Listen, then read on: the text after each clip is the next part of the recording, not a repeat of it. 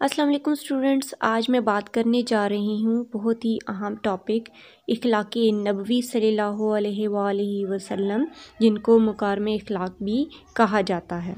یعنی آپ صلی اللہ علیہ وآلہ وسلم کا کیسا اخلاق تھا، آپ صلی اللہ علیہ وسلم کی کیسی سیرت تھی، اس کے بارے میں آج میں بات کروں گی۔ تو سب سے پہلا پوائنٹ ہے صداقت، یعنی کہ سچ بولنا۔ تو آپ صلی اللہ علیہ وآلہ وسلم بچپن ہی سے ہر معاملے میں سچ بولتے تھے۔ غلط باتوں سے آپ صلی اللہ علیہ وآلہ وسلم کو نفرت تھی، اس لیے آپ صلی اللہ علیہ وآلہ وسلم کو نبوت سے پہلے ہی صادق کہا جاتا تھا۔ آپ صلی اللہ علیہ وآلہ وسلم کی سچائی کے آپ صلی اللہ علیہ وسلم کے دشمن بھی اعتراف کرتے تھے کہ آپ ہمیشہ سچ بولتے ہیں۔ ایک دفعہ جب آپ صلی اللہ علیہ وآلہ وسلم نے کوہ صفا پر چڑھ کر قریش کو بلا کر خطاب کیا کہ اگر میں تم سے کہوں کہ پہاڑ کی دوسری جانب سے تم پر دشمن حملہ کرنے والا ہے تو کیا تم میری بات تسلیم کرو گے؟ تو سب نے ایک آواز میں کہا جی ہاں، بالکل تسلیم کریں گے، کیونکہ آپ کبھی جھوٹ نہیں بولتے، ہمیشہ سچ بولتے ہیں۔ تو تاریخ اسلام کی اس مثال سے یہ واضح ہو جاتا ہے کہ آپ ہمیشہ سچ بولتے تھے اور آپ صلی اللہ علیہ وآلہ وسلم کو صادق کے نام سے پکارا جاتا تھا۔ آپ صلی اللہ علیہ وآلہ وسلم کے اخلاق میں ایک پہلو امانت و دیانت کا بھی تھا۔ یہ صفت بھی آپ میں بدرجہ کمال تک پہنچی ہوئی تھی۔ آپ صلی اللہ علیہ وآلہ وسلم بچپن ہی سے دیانت و امانت میں مشہور تھے۔ مسلمان ہوں یا غیر مسلم، سارے آپ ہی کے پاس امانتیں رکھ کر جاتے تھے۔ اس کے ساتھ آپ صلی اللہ علیہ وآلہ وسلم کی شخصیت میں عدل و انصاف کا پہلو بھی نمایاں تھا۔ تمام لوگ آپ صلی اللہ علیہ وآلہ وسلم کے نزدیک برابر کی حیثیت رکھتے تھے۔ آپ صلی اللہ علیہ وآلہ وسلم کے ہاں کالے گورے، امیر غریب، عربی و عجمی میں کوئی فرق نہیں تھا۔ آپ صلی اللہ علیہ وآلہ وسلم ہمیشہ عدل و انصاف سے کام لیتے تھے۔ عدل کے بارے میں آپ صلی اللہ علیہ وآلہ وسلم کسی امیر یا غریب کی کوئی رعایت نہیں برتتے تھے۔ ایک دفعہ چوری کے سلسلے میں لوگوں نے ایک عورت کی سفارش کی، اس پر آپ صلی اللہ علیہ وآلہ وسلم ناراض ہوئے اور فرمایا خدا کی قسم اگر فاطمہ رضی اللہ تعالیٰ عنہا میری بیٹی بھی چوری کرتی تو میں اس کا بھی ہاتھ کٹوا دیتا۔ تو تاریخ اسلام کی اس مثال سے واضح ہو جاتا ہے کہ عدل و انصاف کا پہلو کس قدر آپ صلی اللہ علیہ وآلہ وسلم کی شخصیت میں نمایاں تھا۔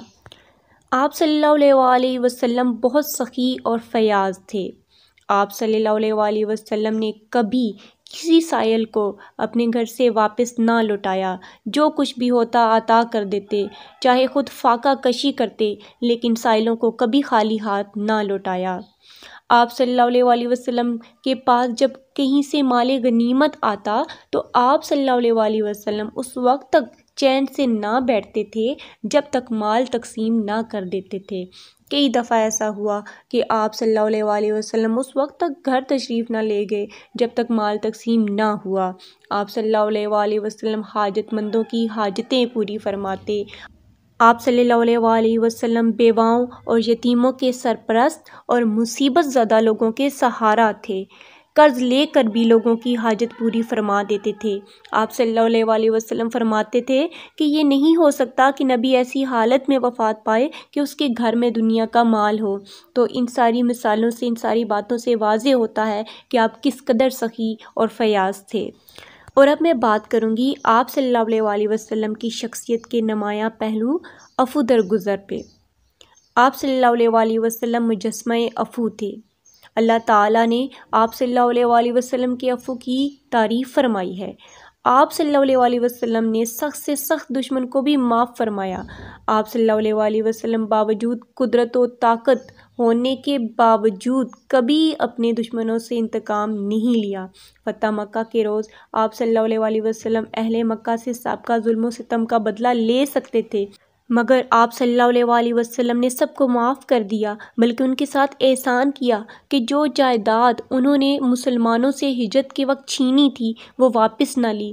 کبھی کسی مخالف کے حق میں بد دعا نہ فرمائی، ہمیشہ رحم اور عفو درگزر سے کام لیا، گالیاں سن کر بھی دعائیں دیں۔ آپ صلی اللہ علیہ وآلہ وسلم کی سیرت مبارکہ میں رحم اور عفو نمایاں طور پر نظر آتا تھا، مگر آپ صلی اللہ علیہ وآلہ وسلم نے سب کو معاف کر دیا، بلکہ ان کے ساتھ احسان کیا کہ جو جائیداد انہوں نے مسلمانوں سے ہجرت کے وقت چھینی تھی وہ واپس نہ لی۔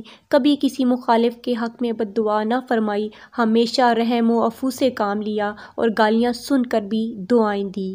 آپ صلی اللہ علیہ وآلہ وسلم کی سیرت مبارکہ میں رحم اور عفو کی نمایاں طور پر جو جھلک ہے، ان صفات کی وجہ سے آپ کے دشمن بھی آپ کے قائل تھے، اور انہی صفات کی وجہ سے، ان صفات سے متاثر ہو کر بہت سے لوگ دائرہ اسلام میں داخل ہوتے گئے۔ اور اب میں بات کرنے جا رہی ہوں ایفائے عہد پہ، یعنی کہ وعدہ پورا کرنا، وعدے کی پاسداری کرنا۔ آپ صلی اللہ علیہ وآلہ وسلم عہد و پیمان کے بہت پکے تھے، جو وعدہ کرتے تھے اسے ضرور پورا فرماتے تھے، چاہے وہ وعدہ کسی کافر سے ہی کیوں نہ کرتے ہوں۔ ایک دفعہ ایک شخص جس سے آپ صلی اللہ علیہ وسلم کا لین دین کا کوئی معاملہ تھا، آپ صلی اللہ علیہ وسلم کو ایک جگہ بٹھا کر چلا گیا اور چلتے وقت کہہ گیا تھا کہ میں ابھی آتا ہوں اور آپ سے حساب کرتا ہوں، آپ صلی اللہ علیہ وآلہ وسلم یہیں تشریف رکھیے گا۔ وہ گھر جا کر کسی اور کام میں لگ گیا اور اس بات کو بھول گیا۔ تیسرے دن جب اسے یاد آیا تو وہ وہاں پہنچا اور دیکھا کہ آپ صلی اللہ علیہ وسلم اسی جگہ تشریف فرما تھے جہاں وہ آپ صلی اللہ علیہ وسلم کو بٹھا کر گیا تھا۔ آپ صلی اللہ علیہ وسلم نے فرمایا، بھائی میں اپنے وعدے کے مطابق 3 دن سے اسی جگہ آپ کا انتظار کر رہا ہوں اور اس سے مجھے تکلیف ہوئی۔ وہ آدمی بہت شرمندہ ہوا اور آپ صلی اللہ علیہ وآلہ وسلم سے معافی مانگی۔ آپ صلی اللہ علیہ وآلہ وسلم نے ہمیشہ جس سے بھی وعدہ فرمایا پورا کیا۔ اور اگر بات کی جائے آپ صلی اللہ علیہ وآلہ وسلم کی شجاعت اور بہادری کی، تو بہت سی تاریخ اسلام میں بہت سی مثالیں ہیں جس سے واضح ہوتا ہے کہ آپ کس قدر دلیر اور بہادر تھے۔ آپ صلی اللہ علیہ وسلم کسی سے خوف نہیں کھاتے تھے۔ بہادری، دلیری اور بے باکی میں آپ صلی اللہ علیہ وآلہ وسلم اپنی مثال آپ تھے۔ تبلیغ اسلام پر جس طرح سے کفار مکہ نے آپ کی مخالفت کی، جس طرح سے طرح طریقے سے مختلف طریقوں سے آپ کو پریشان کیا، مگر آپ صلی اللہ علیہ وآلہ وسلم اپنے مشن پر ڈٹے رہے۔ اعلان نبوت کے بعد بارہا کفار مکہ سے نبرد آزما ہوئے، ہجرت کے بعد بہت سے غزوات میں شریک ہوئے اور مسلمانوں کے لشکروں کی خود کمان کرتے تھے۔ غزوہ احد میں آپ صلی اللہ علیہ وسلم کے دندان مبارک شہید ہو گئے۔ غزوہ حنین میں مسلمان مشکل سے 2-4 ہو گئے، مگر آپ صلی اللہ علیہ وآلہ وسلم تھوڑی تعداد ہونے کے باوجود ہمت اور بہادری سے کفار کے ساتھ لڑتے رہے، اور یہی وجہ ہے کہ آپ صلی اللہ علیہ وآلہ وسلم کو فتح حاصل ہوئی۔ آپ صلی اللہ علیہ وآلہ وسلم اتنے بہادر اور شجاع تھے کہ بڑے سے بڑے کافر آپ صلی اللہ علیہ وسلم کے سامنے آتے تو تھر تھرانا شروع کر دیتے۔ آپ صلی اللہ علیہ وآلہ وسلم سخت سے سخت وقت میں بھی نہیں گھبراتے تھے۔ اور اگر بات کی جائے آپ صلی اللہ علیہ وآلہ وسلم کی سادگی کی، تو اس میں آپ اپنی مثال آپ تھے۔ آپ صلی اللہ علیہ وآلہ وسلم تمام تکلفات سے بالا تر تھے۔ کھانے پینے، اٹھنے بیٹھنے، کپڑا پہننے اور رہنے سہنے میں سادگی پسند تھے۔ آپ صلی اللہ علیہ وآلہ وسلم دنیا کی زیب و زینت کو بالکل پسند نہیں فرماتے تھے۔ جو کی روٹی کھانا اور زمین پر سونا آپ صلی اللہ علیہ وآلہ وسلم کا پسندیدہ عمل تھا۔ آپ صلی اللہ علیہ وآلہ وسلم اپنے کاموں کو خود اپنے ہاتھوں سے کرتے تھے۔ آپ صلی اللہ علیہ وآلہ وسلم نے ساری زندگی سادگی کی تعلیم دی اور خود بھی سادہ زندگی گزاری۔ در حقیقت آپ صلی اللہ علیہ وآلہ وسلم نے بادشاہی ہی میں فقیری کی۔ آپ صلی اللہ علیہ وآلہ وسلم نے ساری زندگی خدمت خلق میں گزار دی۔ آپ صلی اللہ علیہ وآلہ وسلم نے اپنے اور غیر سب کی خدمت کی۔ آپ صلی اللہ علیہ وآلہ وسلم نے یتیموں اور بیواؤں کی ہمیشہ غم گساری اور خیر خواہی کی۔ آپ صلی اللہ علیہ وآلہ وسلم نے ہمیشہ غلاموں اور مظلوموں کی امداد فرمائی۔ قبل از اسلام ظلم و ستم عام تھا۔ آپ صلی اللہ علیہ وآلہ وسلم نے انسان کو ہر طرح کے ظلم و ستم سے نجات دلائی، ظلمت سے نکال کر ہدایت کی راہ دکھائی۔ آپ صلی اللہ علیہ وآلہ وسلم کی ساری زندگی خدمت خلق کے کاموں سے بھری پڑی ہے۔ اور اگر بات کی جائے شرم و حیا کی، تو آپ صلی اللہ علیہ وآلہ وسلم کے مزاج میں شرم و حیا بہت زیادہ تھی۔ کوئی چیز خلاف مزاج ہوتی تو زبان سے بھی کچھ نہ کہتے تھے، صرف چہرہ مبارک کی تبدیلی سے صحابہ کرام رضی اللہ تعالیٰ عنہما محسوس کر لیتے تھے کہ ضرور کوئی گڑبڑ ہوئی ہے۔ حضرت عائشہ رضی اللہ تعالیٰ عنہا فرماتی ہیں کہ کسی کی غلطی پر اس کا نام لے کر کچھ نہیں کہتے تھے، بلکہ یوں فرماتے تھے کہ لوگوں کو کیا ہو گیا ہے کہ ایسی باتیں کہتے ہیں یا کرتے ہیں، ہمیشہ نگاہ نیچی رکھتے اور اب بات کرتے ہیں آپ صلی اللہ علیہ وسلم کی میانہ روی کی۔ تو حضور صلی اللہ علیہ وسلم ہر معاملے میں میانہ روی کو پسند فرماتے تھے، اور آپ صلی اللہ علیہ وسلم نے ارشاد فرمایا تمام کاموں میں میانہ روی بہتر ہے۔ اب میانہ روی کیا ہے؟ میانہ روی سے مراد درمیان کی راہ اختیار کرنا، نہ بہت زیادہ حد سے آگے بڑھنا، نہ بہت زیادہ کنجوسی کرنا یا بخل کرنا، ٹھیک ہے، درمیان کی راہ اختیار کرنا۔ اور کیا ہے کہ آپ صلی اللہ علیہ وسلم بلا ضرورت کلام نہیں کرتے تھے، بات نہیں کرتے تھے، اور ایسا بھی نہ تھا کہ کسی جگہ پہ ارشاد کی ضرورت اور آپ خاموش رہیں، نہیں، بلکہ آپ جہاں آپ کو ضرورت پڑتی تھی آپ بولتے تھے، جہاں نہیں ضرورت پڑتی تھی آپ خاموش رہتے تھے، بلا ضرورت نہیں بولتے تھے۔ اور اب میں بات کروں گی آپ صلی اللہ علیہ وسلم کی خوش مزاجی کی۔ تو آپ صلی اللہ علیہ وسلم صحابہ کرام رضی اللہ تعالیٰ عنہما سے مذاق بھی کر لیتے تھے، لیکن مذاق ایسا نہیں کہ اس میں خلاف حق کبھی بات فرمائی ہو۔ ایک مرتبہ ایک سائل نے اونٹ کر سوال کیا تو آپ صلی اللہ علیہ وسلم نے فرمایا میں تمہیں اونٹنی کا بچہ دوں گا۔ سائل نے کہا میں بچہ لے کر کیا کروں گا؟ تو آپ صلی اللہ علیہ وسلم نے فرمایا ہر اونٹ اونٹنی کا بچہ ہی ہوتا ہے۔ تو اس پر اس نے بھی اس مذاق کا خوب لطف اٹھایا، اور ایک دفعہ ایک بڑھیا نے آپ صلی اللہ علیہ وسلم سے جنت کی دعا کے لیے عرض کی۔ آپ صلی اللہ علیہ وسلم نے فرمایا جنت میں کوئی بوڑھی عورت نہیں جائے گی، تو وہ بڑھیا رونے لگی۔ آپ صلی اللہ علیہ وسلم نے اسے سمجھایا کہ جنت میں جانے سے پہلے سب کو جوان کر دیا جائے گا، اور وہ پھر خوش ہو گئی۔ تو ان باتوں سے، ان مثالوں سے آپ اندازہ لگا سکتے ہیں کہ آپ صلی اللہ علیہ وسلم کا اخلاق، آپ صلی اللہ علیہ وسلم کی خوش مزاجی کس حد تک تھی۔ اور اگر بات کی جائے آپ صلی اللہ علیہ وسلم کی صبر و استقامت کی، تو حضور صلی اللہ علیہ وسلم صبر و استقامت کا پیکر تھے۔ جتنی مشکلات اور مصائب سے دوچار آپ صلی اللہ علیہ وسلم ہوئے، اس کی انسانی تاریخ میں کوئی مثال نہیں ملتی۔ آپ بڑی سے بڑی آزمائش کے لمحوں میں بھی حوصلے کا دامن نہیں چھوڑتے تھے۔ قرآن مجید کی مکی آیات میں حضور صلی اللہ علیہ وسلم کو صبر سے کام لینے کی بار بار تاکید کی گئی۔ آپ صلی اللہ علیہ وسلم نے اللہ تعالیٰ کے ان ارشادات کے مطابق ثابت قدمی کا مظاہرہ فرمایا، اور ہر مشکل پر اللہ تعالیٰ کے فضل سے قابو پا کر کامیاب و کامران ہوئے۔ آپ صلی اللہ علیہ وسلم طہارت و پاکیزگی کو بہت پسند فرماتے تھے، اور دوسروں کو بھی صاف ستھرا رہنے کی تلقین کرتے تھے۔ خوشبو آپ صلی اللہ علیہ وسلم کو بہت پسند تھی۔ سفر میں بھی تیل، سرما، کنگھی، آئینہ، کینچی، مسواک اور سوئی دھاگا ساتھ رکھتے تھے۔ ایک دفعہ ایک شخص گندے بال میں آپ صلی اللہ علیہ وسلم کی خدمت میں حاضر ہوا۔ آپ صلی اللہ علیہ وسلم نے اس سے پوچھا اللہ نے کچھ استطاعت دی ہے، طاقت دی ہے، کیا ایسا ہے؟ اس نے عرض کیا جی ضرور۔ آپ صلی اللہ علیہ وسلم نے فرمایا خدا نے نعمت دی ہے تو اس کا اظہار بھی ہونا چاہیے۔ اسی طرح ایک اور شخص کے بال بکھرے ہوئے دیکھے تو فرمایا اپنے بال درست رکھا کرو۔ پھر بات میں کروں گی آپ صلی اللہ علیہ وسلم کے بلند اخلاق کا نمونہ کی ہیڈنگ پہ، کہ کس طرح بہت ساری آپ نے دیکھیں ان کے اخلاق کے بارے میں نے آپ کو بتایا، جس سے یہ واضح ہوتا ہے کہ آپ صلی اللہ علیہ وسلم کی ذات مجسمہ حسن و اخلاق تھی۔ انسانی اخلاق کے تمام جوہر، تمام پہلو آپ صلی اللہ علیہ وسلم کی ذات میں اعلیٰ پیمانے پر موجود تھے۔ آپ صلی اللہ علیہ وسلم خود فرماتے تھے کہ میں اخلاق حسنہ کی تکمیل کے لیے دنیا میں بھیجا گیا ہوں۔ اللہ تعالیٰ خود آپ صلی اللہ علیہ وسلم کے اخلاق حسنہ کی تعریف فرماتے ہیں۔ قرآن مجید میں آپ صلی اللہ علیہ وسلم کو رحمت للعالمین کا خطاب دیا گیا۔ در حقیقت آپ صلی اللہ علیہ وسلم کا اخلاق قرآن کی عملی تصویر ہے۔ تو خلاصہ کلام یہ ہے کہ آپ صلی اللہ علیہ وسلم کی ذات گرامی اخلاق و جمیلہ و جلیلہ کا مجسمہ اور شرافت انسانی کے جملہ اوصاف و کمالات کی جامع مثال ہے۔ لہٰذا بحیثیت امتی ہمیں چاہیے کہ ہم اعلیٰ اخلاق کو اپنائیں۔ السلام علیکم اسٹوڈنٹس، آج میں بات کرنے جا رہی ہوں بہت ہی اہم ٹاپک اخلاق نبوی صلی اللہ علیہ وآلہ وسلم، جن کو مکارم اخلاق بھی کہا جاتا ہے۔ یعنی آپ صلی اللہ علیہ وسلم کا کیسا اخلاق تھا، آپ صلی اللہ علیہ وسلم کی کیسی سیرت تھی، اس کے بارے میں آج میں بات کروں گی۔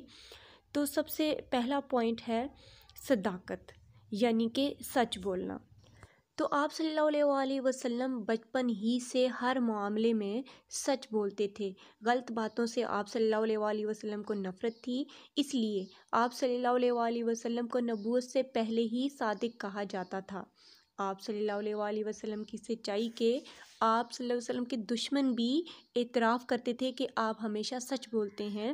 ایک دفعہ جب آپ صلی اللہ علیہ وسلم نے کوہ صفا پر چڑھ کر قریش کو بلا کر خطاب کیا کہ اگر میں تم سے کہوں کہ پہاڑ کی دوسری جانب سے تم پر دشمن حملہ کرنے والا ہے تو کیا تم میری بات تسلیم کرو گے؟ تو سب نے ایک آواز میں کہا جی ہاں، بالکل تسلیم کریں گے، کیونکہ آپ کبھی جھوٹ نہیں بولتے، ہمیشہ سچ بولتے ہیں۔ تو تاریخ اسلام کی اس مثال سے یہ واضح ہو جاتا ہے کہ آپ ہمیشہ سچ بولتے تھے اور آپ صلی اللہ علیہ وسلم کو صادق کے نام سے پکارا جاتا تھا۔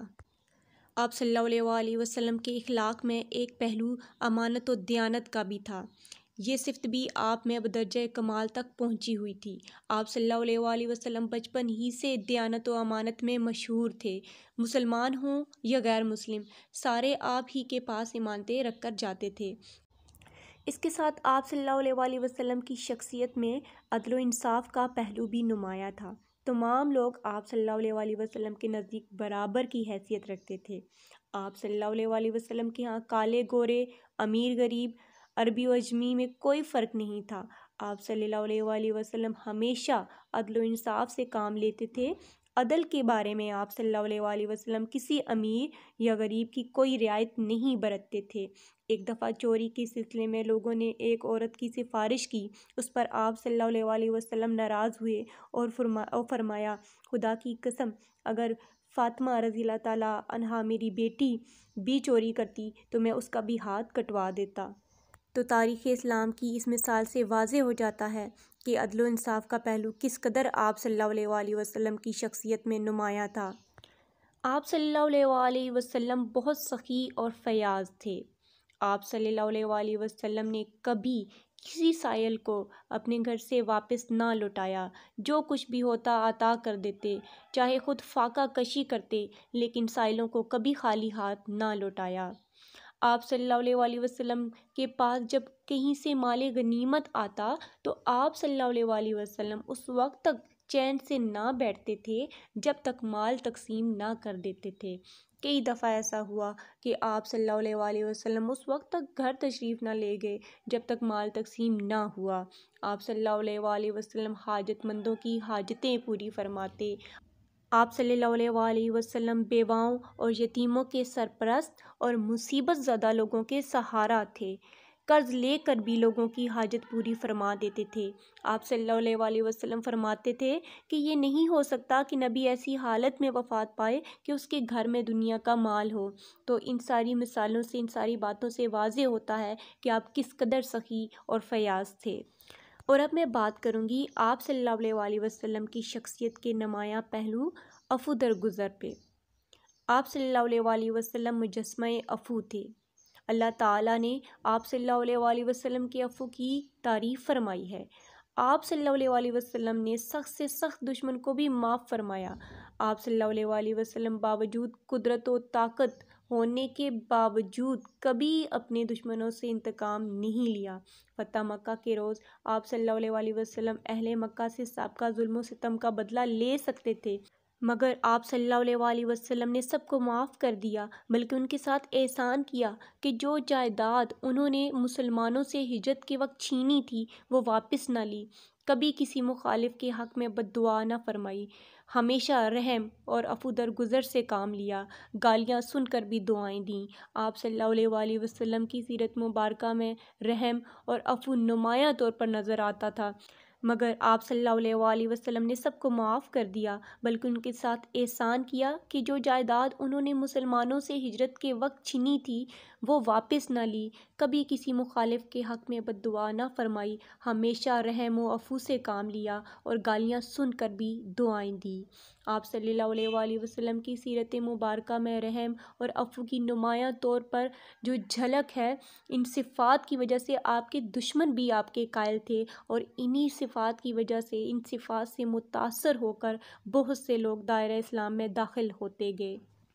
اور اب میں بات کرنے جا رہی ہوں ایفائے عہد پہ، یعنی کہ وعدہ پورا کرنا، وعدے کی پاسداری کرنا۔ آپ صلی اللہ علیہ وسلم عہد و پیما کے بہت پکے تھے، جو وعدہ کرتے تھے اسے ضرور پورا فرماتے تھے، چاہے وہ وعدہ کسی کافر سے ہی کیوں نہ کرتے ہوں۔ ایک دفعہ ایک شخص جس سے آپ صلی اللہ علیہ وسلم کا لین دین کا کوئی معاملہ تھا، آپ صلی اللہ علیہ وسلم کو ایک جگہ بٹھا کر چلا گیا اور چلتے وقت کہہ گیا تھا کہ میں ابھی آتا ہوں اور آپ سے حساب کرتا ہوں، آپ صلی اللہ علیہ وسلم یہیں تشریف رکھیے گا۔ وہ گھر جا کر کسی اور کام میں لگ گیا اور اس بات کو بھول گیا۔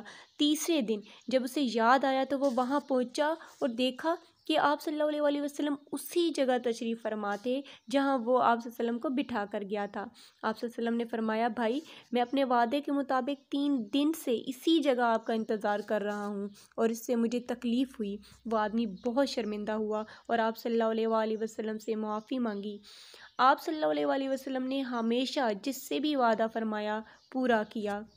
اور اگر بات کی جائے آپ صلی اللہ علیہ وسلم کی شجاعت اور بہادری کی، تو بہت سی تاریخ اسلام میں بہت سی مثالیں ہیں جس سے واضح ہوتا ہے کہ آپ کس قدر دلیر اور بہادر تھے۔ آپ صلی اللہ علیہ وسلم کسی سے خوف نہیں کھاتے تھے۔ بہادری، دلیری اور بے باکی میں آپ صلی اللہ علیہ وسلم اپنی مثال آپ تھے۔